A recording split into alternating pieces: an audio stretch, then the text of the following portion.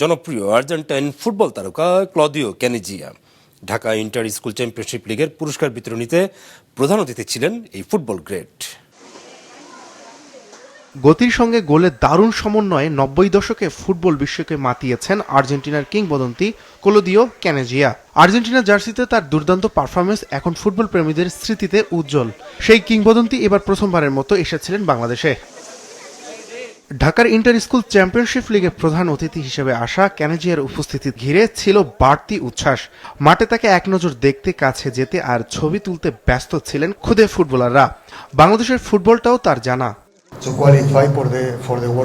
আমি জানি বিশ্বকাপে কোয়ালিফাই করা কঠিন, তবে অবশ্যই আশা করব বাংলাদেশ বিশ্বকাপ খেলবে। আমি হামজা চৌধুরীকে চিনি। লেস্টার সিটিতে খেলা হামজা দুর্দান্ত ফুটবলার।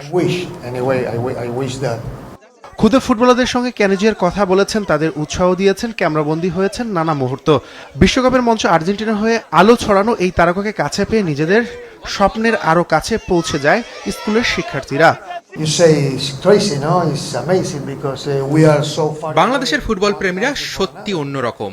বিশ্বকাপে ব্রাজিল, ইতালি কিংবা অন্যান্য দেশেরও অসংখ্য সমর্থক আছে, কিন্তু বাংলাদেশের সমর্থকদের আবেগ, উচ্ছ্বাস আর ভালোবাসার ধরনটা একেবারেই আলাদা। বিশেষ করে আর্জেন্টিনার প্রতি বাংলাদেশের মানুষের যে ভালোবাসা, সেটি শুধু একটি দলের সমর্থন নয়, এ যেন এক গভীর আবেগ ও সম্পর্ক। হাজার মাইল দূরে থেকেও তারা আর্জেন্টিনার জার্সি পরে পতাকা উড়ায়, রাত জেগে ম্যাচ দেখে এবং প্রতিটি জয় পরাজয় নিজেদের অনুভূতির অংশ করে নেয়।